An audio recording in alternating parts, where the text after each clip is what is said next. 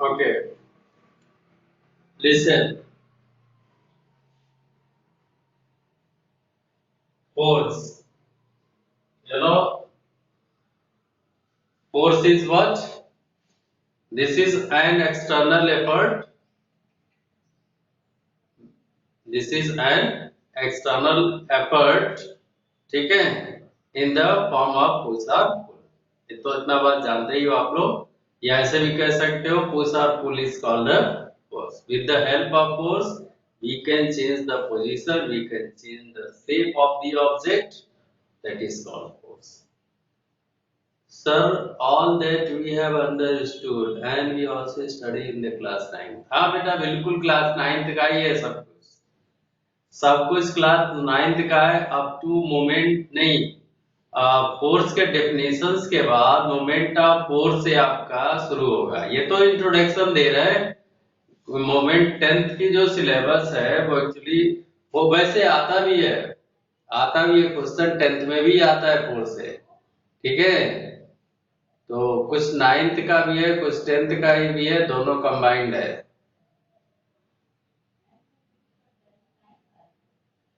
तो this is a simply push up you know very well this is a turning sorry the next one is अगर बात करें इसमें कि there are two things one is 1 kgf and the second one is 1 अब सीधा सीधा बात करते हैं क्योंकि जो जितना पढ़ चुके हैं उतना तो केवल हम एक्सप्लेनेशन करेंगे What is the SI unit of force? You know the SI unit of force is Newton and CGS system dyne. ठीक है? 1 Newton SI unit, and the third one is in 1 Newton is how much dyne? In 1 Newton is how much dyne? 10 to the power 5 dyne. ये तो simply वैसे revision के तौर पे ले ले रहे हैं you know well what is the force what is SI unit of force in CGS and MKS in MKS both and CGS both in MKS system and in CGS system in MKS system Newton and in CGS system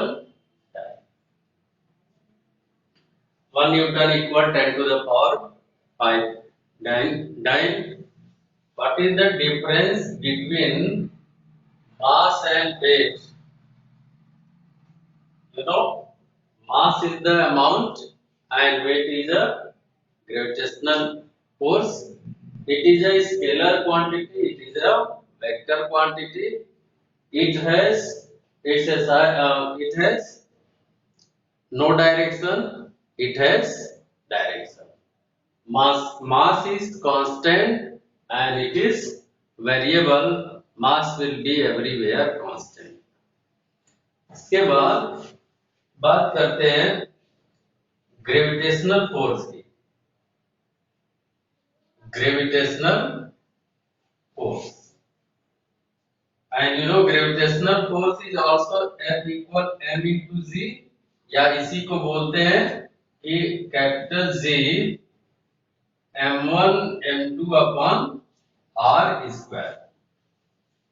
This is from Newton's law of motion and this is from Newton's law of gravitation. M into G equal G m1 m2 upon r square. यहाँ पे अगर और to object के लिए अगर बात करें तो इसको ऐसे लिखते हैं G m e m upon ताकि एक फॉर्मूला भी आपको मिल जाएगा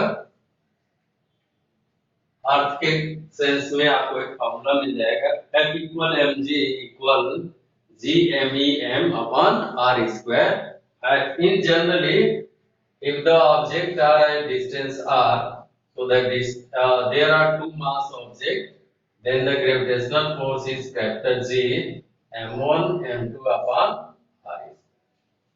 This is the Newton's law of gravitational force and by using this formula we have written here one is mass of the earth object and the mass of the earth, and second one is the mass of earth.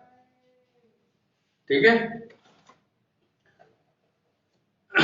What is the unit of gravitational force? This is the important. What is the unit of gravitational force? uh, Point number 6. Unit of gravitational force. Gravitational. ठीक है. So there are 1 GF and 1 kgf. 1 kgf and 1 GF. 1 kgf in 1 kgf how much? 9.8 Newton. इसको याद रखना. And 980 डायन. इसको याद रखना.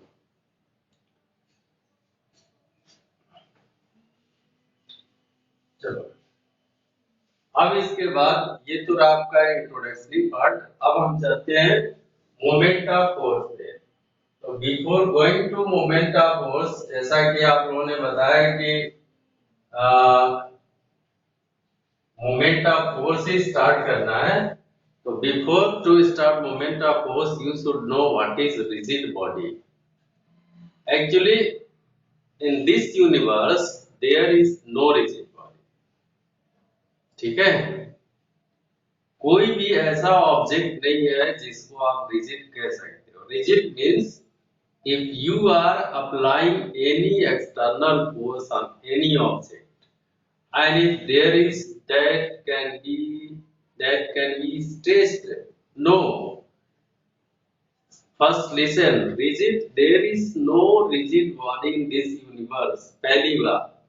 Because what is the definitions of rigid body? If we apply any external force and there is no relative displacement between the particles of the object, that body will said to be.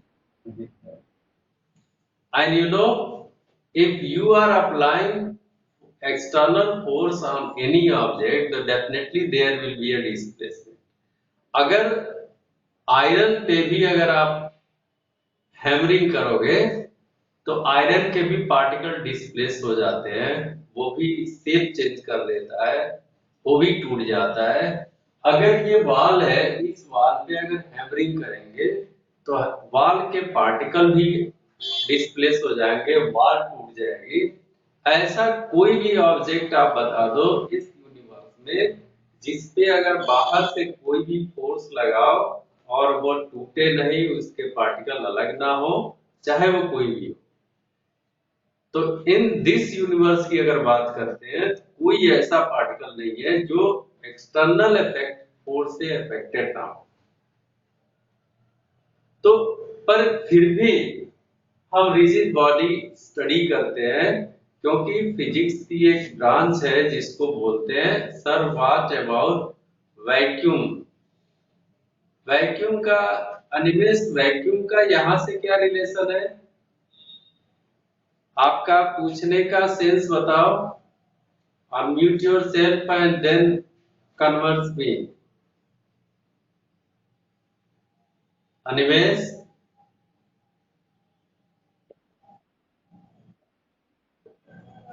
बोलो बेटा. आप vacuum का sense किस sense में आप हमसे बात करना चाह रहे हैं?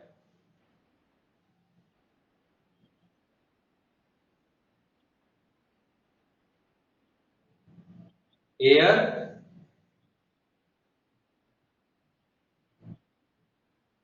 तब आपने समझा ही नहीं पूरी बात. अब फिर से सुनो, फिर से सुनो. रिजिड हमने कहा है कि if you are applying external force and there is no relative displacement of the particle. जैसे अब सिंपल समझना, ये चौक है ना, ये चौक है. इस चौक पे अगर ऐसे फोर्स अप्लाई करें तो ये टूट गया. और जब टूट गया तो ये तभी टूटेगा जब इसका पार्टिकल का डिस्प्लेसमेंट होगा। जब तक पार्टिकल्स के डिस्प्लेसमेंट नहीं होंगे तब तक जो है एक्सटर्नल मतलब ये सेपरेट नहीं होगा। ऐसे ही अगर इस दीवार की बात करें, इस दीवार को, अब ये दीवार तो सॉलिड है ना, अगर इसको हथौड़े से वार करें तो क्या दीवार नहीं टूटेगा? दीवार भी टूट जाएगी। हाँ, अगर किसी का माइक ओपन है तो बंद कर लो, जब हम बातें कर रहे हैं तो। किसका माइक बंद है, ओपन है, ये कौन है? बंद कर लो बेटा। हाँ, तो अगर हम बात करें, जैसे मान लो अगर लोहे की ही बात कर लो, तो अगर लोहे पे हथौड़े से वार करते हो तो लोहा भी क्या होता है, टूट जाता है, फैल जाता है। या कोई भी आप ऐसा चीज बताओ जो तुम्हारे आसपास या कहीं भी देखे हो, अगर उस पे वार करें या उस पे फोर्स लगाएं तो उसका शेप साइज चेंज ना हो, या डिस्प्लेसमेंट ना हो, या टूटे ना, ऐसा कुछ है? टेल में,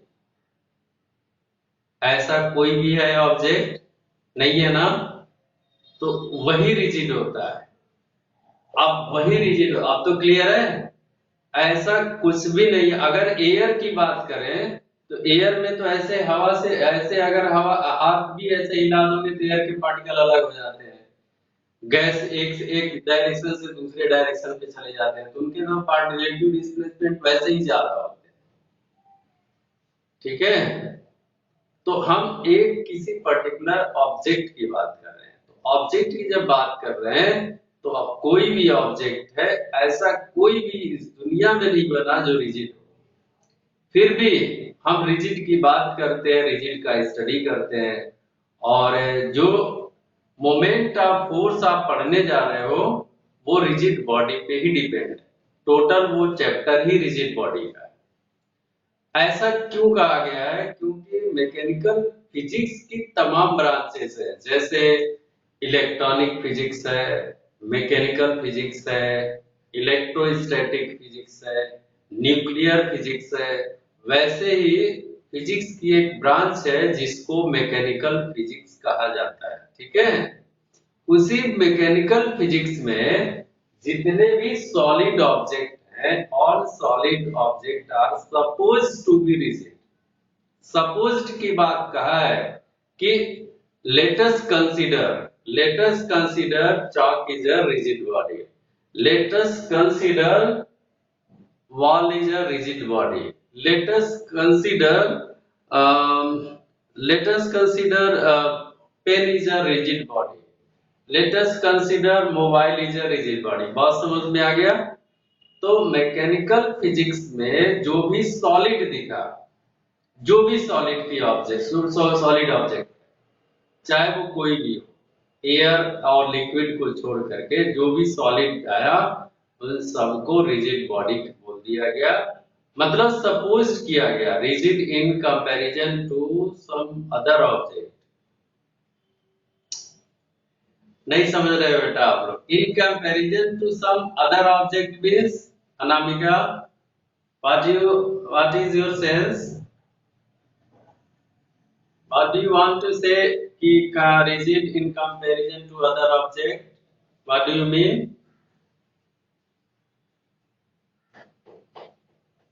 Anamika? Sir, I am not saying. Who is saying? जो भी कह रहा है प्लीज टेल मी कि आप पूछ क्या रहे हो, तब तो हम अब आपको बताएं। आर्यन इज सिंह, चलो आर्यन क्या बोल रहे हो?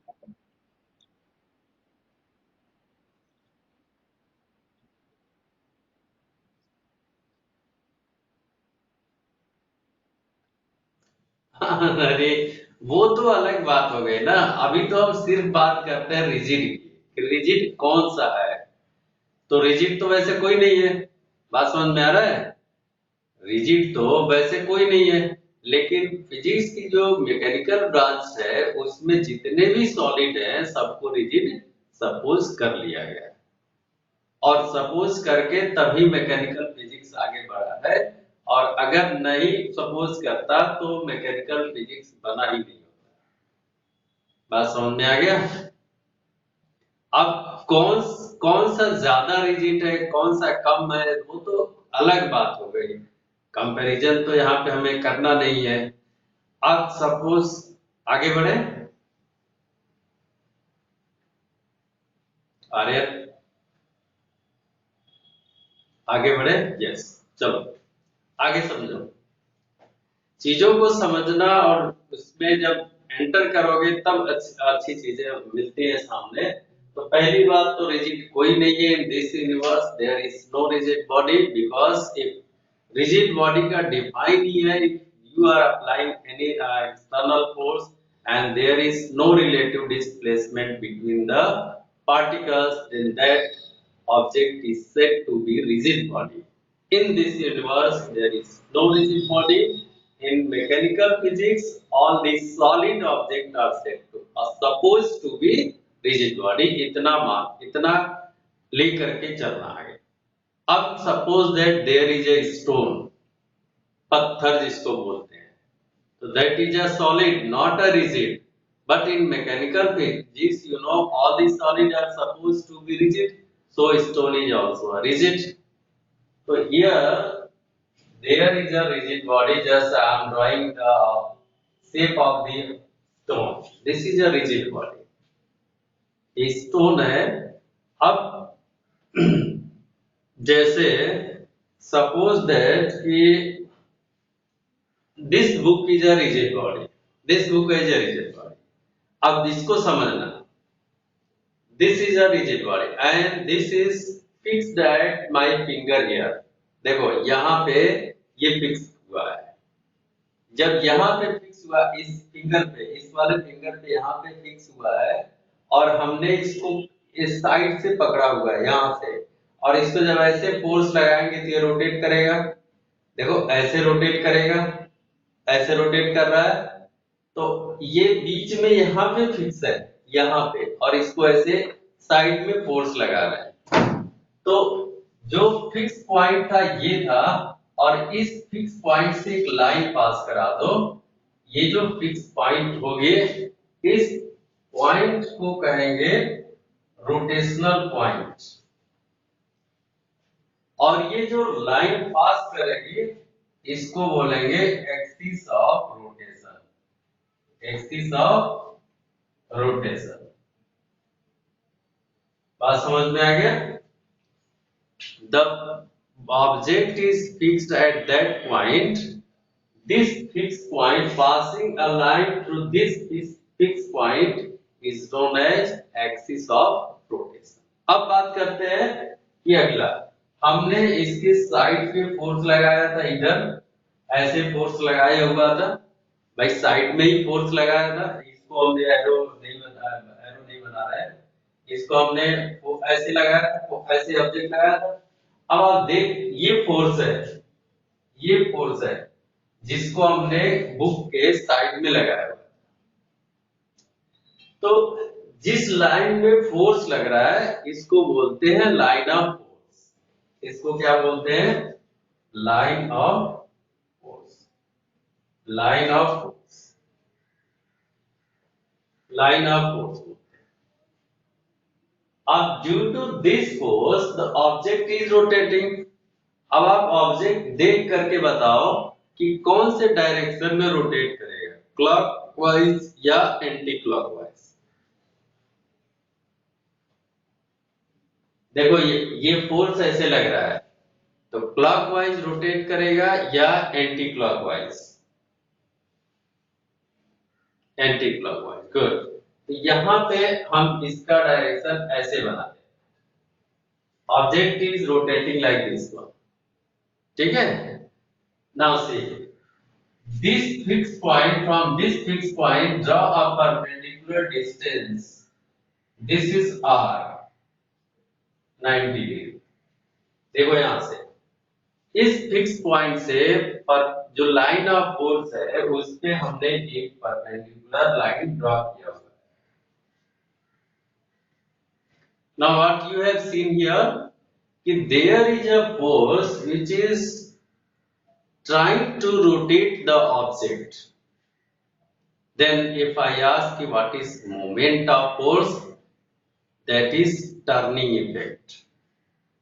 Turning effect of the force is known as torque. क्या बोलेंगे? जिसको आप या तो ऐसे डिनोट करते हो या some time it is denoted by this one. इसके दो नोटेशन है, या तो ऐसे डिनोट करते हैं या ऐसे बोलते हैं, and this is known as torque. ठीक है, टार्क या मोमेंट ऑफ फोर्स दोनों बातें हैं, या तो टार्क बोलो या मोमेंट ऑफ फोर्स। ये टी बनता है, बस इसको थोड़ा सा ऐसे कैप इस तरह से पहना देते हैं, ये और ये दोनों एक ही चीज है। या in your book also it is somewhere is denoted by C. तो there are three rotation, either by this or by this or by C. If I ask you what is moment of force, then you will say just the turning effect of force is known as moment of force. Turning effect of force is called moment of force, yeah, that is torque. In mathematically, how can you represent the torque? Then see here, this is the perpendicular distance and this is the force applied. So torque is F into F cross R. F cross R. This is the torque. And सम देखो, इसको ऐसे भी लिख सकते हैं C equal F into R, confuse मत होना। See, the SI unit of force is Newton and the SI unit of R is the distance, and you know the distance SI unit is measured in meter. So what is the SI unit of torque?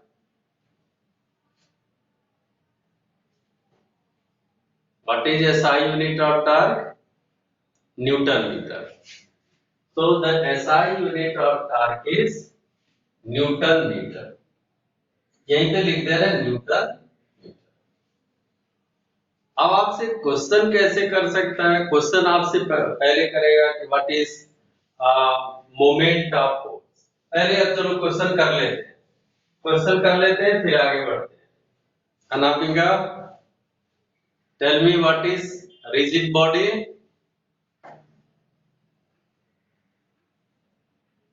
Anamika, tell me what is rigid body.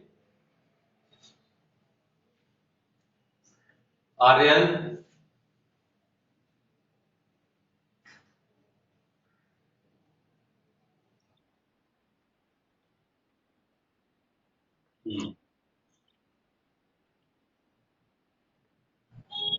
नहीं नहीं, एक line इसमें वो उस पे correction करो। There is no relative displacement of the particle of the object. जो object होगा उसके पार्टिकल में डिस्प्लेसमेंट नहीं होना चाहिए। ठीक है, पूरे ऑब्जेक्ट की बात नहीं होती है, उसके पार्टिकल का relative displacement. Okay Sumit, are you listening? Tell me what is moment of force.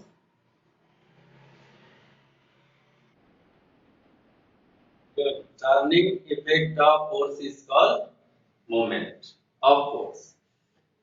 चलो, tell me what is SI unit of turning, SI unit of moment of force? Newton meter. What is formula for torque?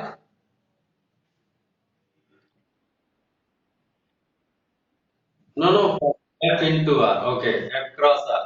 Now see here, moment of force torque equal F cross R.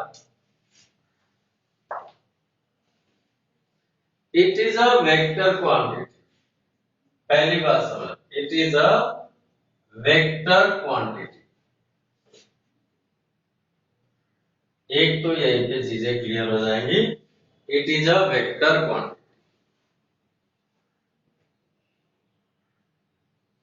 पांच minute रह गए। It is a vector quantity, ठीक है। Now in which case this will be positive and in which case this will be negative. If in anti-clockwise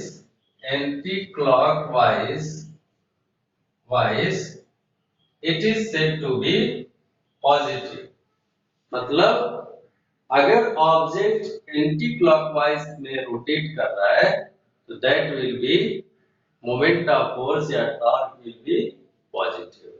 and if the object is moving in clockwise direction, then the moment of torque is negative. Clear?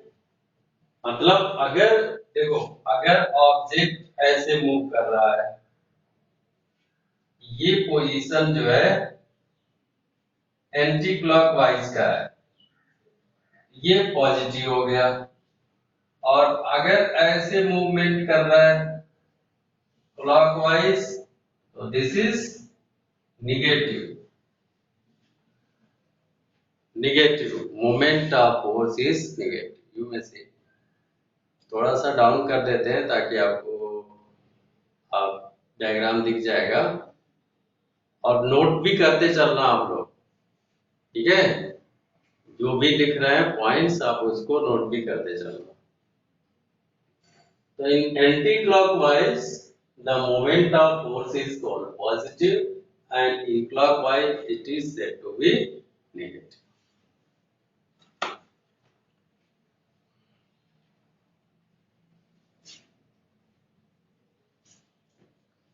What is x point of action of force? Who will tell me what is point of, या छोड़ो जाए क्योंकि उसका कोई ज्यादा rule नहीं है इसमें, ठीक है। मोमेंट ऑफ फोर्स हो गया। अब इसको कैलकुलेट कैसे फाइंड करते हैं, क्योंकि इस पे प्रिंसिपल भी आपको मिलता है, principle of moment of force. Moment of force एक प्रिंसिपल भी आता है।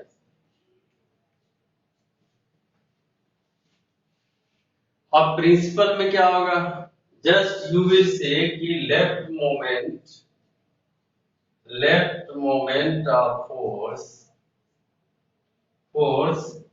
Is equal to right moment of force.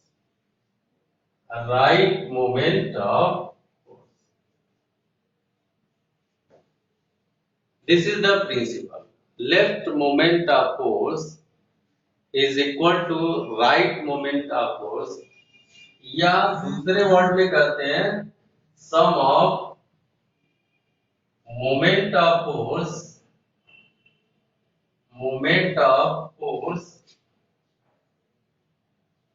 is 0।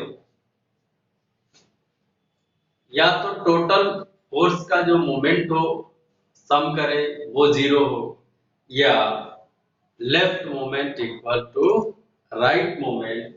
This is called moment of force. Now see what is this. Suppose that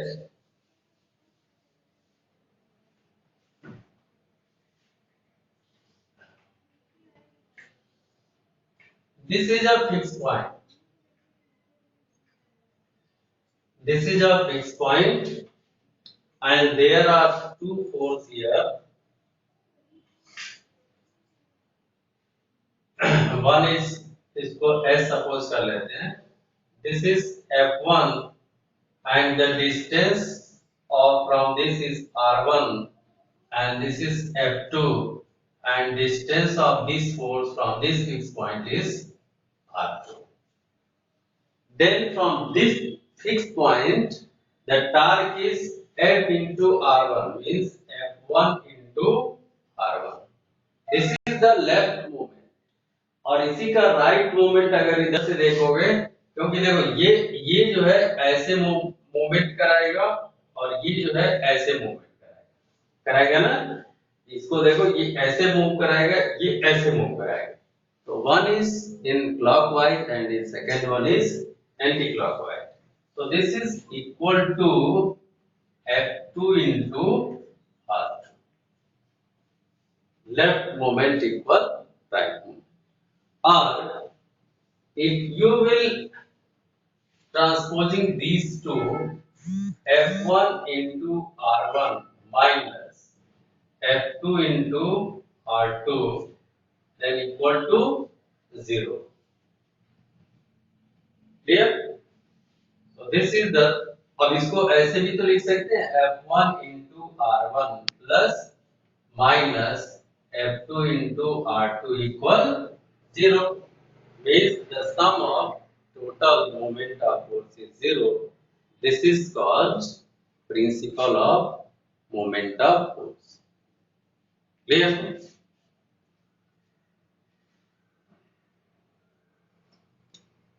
Students, time is over. So there is next class. Thank you, students.